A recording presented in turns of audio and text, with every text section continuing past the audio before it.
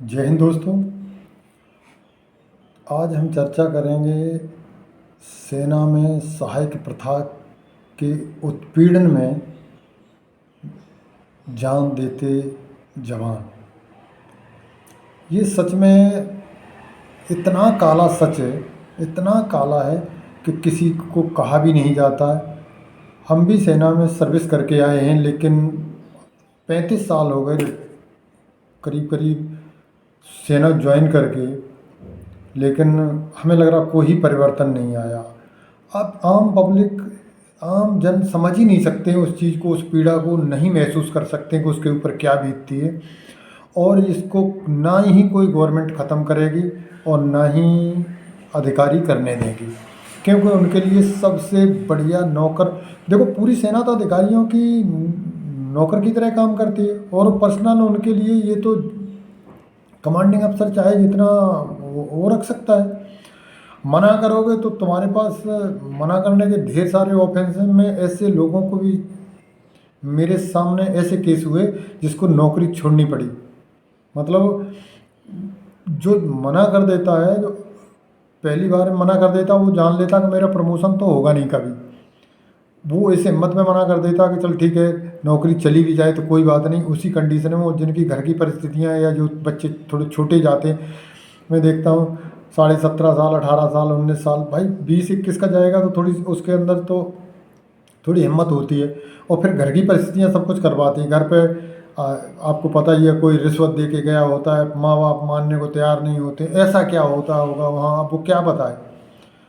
भाई इतनी समस्या है, आप लोग नहीं समझ सकते कभी, उन्ना समझना ही नहीं चाहते। आपके ऊपर क्या जोर पड़ रहा है? आपको तो भाई एक झंडा दिखा दिया जाता है, देश का मामला, देश का मामला तो कुर्बानी मांगती है, देश कुर्बानी ऐसे ही मांगता रहेगा।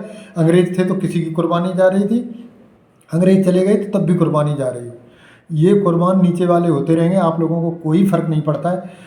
उसके माँ बाप 3-4 दिन रोके रह जाएंगे और पास पड़ोसी गांव के एक आध दिन चल देंगे साथ, उससे कुछ नहीं होने वाला, क्योंकि वहाँ बैठे उनके ऊपर कोई आवाज़ नहीं जाती है। उनको सिर्फ ये दिखाई देता है कि यदि ये नहीं करेंगे तो ये काम दूसरा कौन करेगा, तो इतना खर्चा देश पे आ जाएगा। उनको देश के खर्चे की चिंता बनी है, देश की किसी को चिंता नहीं है आगे क्या होगा अगले।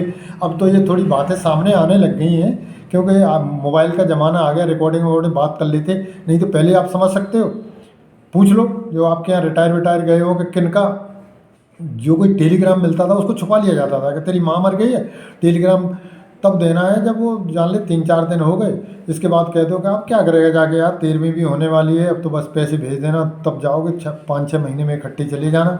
मतलब सच है, ये बिल्कुल सच है।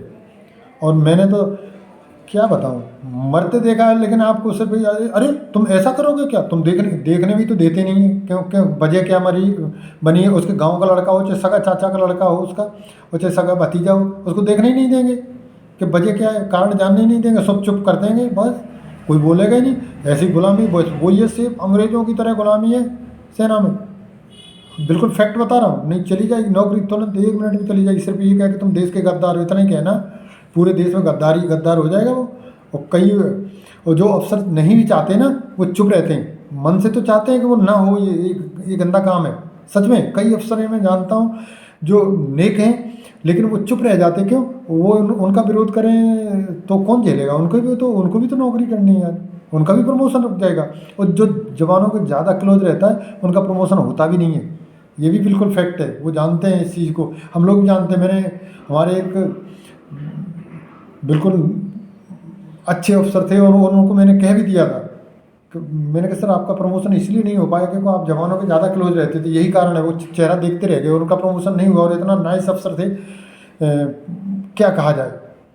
हम लोग समझते थे क्योंकि हमारे क्लोज रहोगे तो तुम्हें कोई फ़ायदा नहीं, तुम एकदम उसमें से अछूत हो जाओगे अपने अफसर को क्लास में से, कि तुम तो जवानों के साथ ज़्यादा क्लोज रहता है। तो ये फैक्ट है। अभी मैं कह रहा हूँ कि तुम बंद नहीं कर सकते, कुछ नहीं कर सकते, हमें पता कुछ नहीं होगा, ऐसे ही मरते रहेंगे। मरते रहे हैं पहले भी और आगे भी मरते रहेंगे, कोई फ़र्क नहीं पड़ता।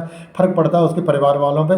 तो जो जिस तरह से वो एक लड़की ख़त्म हो गई अमेरिका में, जो हा हा करके कर रहा है ना, वो एक चेक देना पड़ेगा बस, नथिंग, वो ये दैट इज़ नॉर्मल।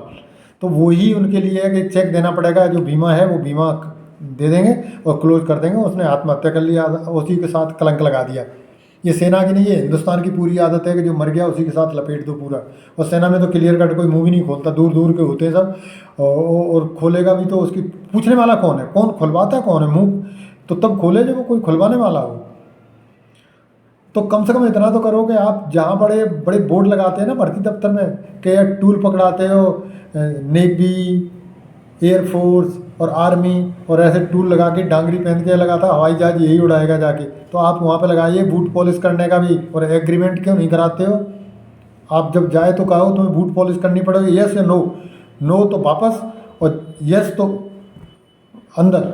और फिर आप कहोगे आपने एग्रीमेंट किया है कि भाई आपने बूट पॉलिश करनी पड़ेगी। जिस सेवादार बूट पॉलिश करने वाले की घर वाले की उसके बच्चों को स्कूल जाना सब ये पूरा दे दो ना, ABC करके खंड में दे दो पूरा, रामचरितमानस की तरह एक बना दो ना पूरा काव्य, और ये काम करना पड़ेगा। और उस पर साइन करवाओ, और साइन पहले कराओ। और मैं तो कहता हूँ जैसे हाइट, चेस्ट और फिजिकल ये लिखे होते हैं, उसके साथ साथ ये लिखा होगा काम भी लिखा है पर्टिकुलर, ये काम तो जरूर हो। बाकी तो सब गोली वोली तो चली जाएगी आगे की तरफ, लेकिन ये गोली तो सीधे सीने में लगती है। तो ये बस उसका लिख के देना चाहिए। और एक मेडल लागू करना चाहिए, जो सेवादारी करता है उसको मेडल देना चाहिए, अलग से पॉकेट में लगाए घूमे ताकि सब जाने। और उस पॉकेट पे सिविलियन में जब सिविल में जाए तो उस पर हिंदी में और अंग्रेजी में दोनों में लिखाना चाहिए कि विशेष सेवा, मतलब सेवादारी बूट पॉलिश करने वाला, ये करके दो। और जब रिटायर हो तो उसकी उसमें लिखो डिस्चार्ज बुक में कि भाई ये सेवादारी में बहुत एक्सपर्ट है, ताकि उसकी वैल्यू हो। कोई और चौकीदार कहीं खड़ा कर नहीं करे उसको, वो जान ले कि तो बूट पॉलिश करने लायक है। कभी नहीं रुकने वाली है ये, बिल्कुल सत्य कह रहा हूँ। ये सब सब चाहते हैं, सिविलियन भी सब जानते हैं कि चढ़ जा बेटा सूली पे, तेरा भला करे भगवान। वो भी फूल माला ऐसे नहीं चढ़ाते, वो सब जानते हैं कि फूल माला हम क्यों चढ़ा रहे हैं। जब लड़ाई में जा रहे होंगे तो संकट में सब सब जवान को याद करते हैं, और संकट में भगवान को याद करते हैं।